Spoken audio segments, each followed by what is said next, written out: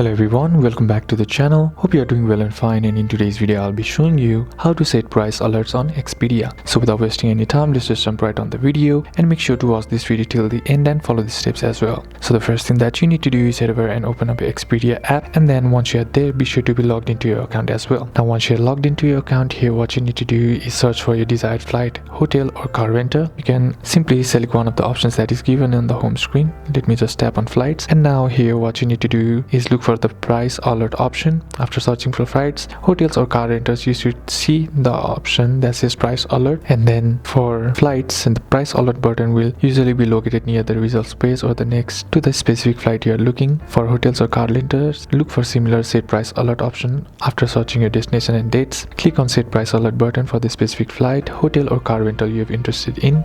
Then you can customize your alert by selecting the desired price point or preference like flight alert, hotel alerts and car rentals. You can also choose notification preferences, monitor price changes, and adjust or cancel price alerts. So these are a couple of things that you can do, and that's it for today's video guys. Hope this video was useful to you. Leave a like if it did, comment down below what the next video should be on, consider subbing to the channel. Thanks for watching. Bye bye.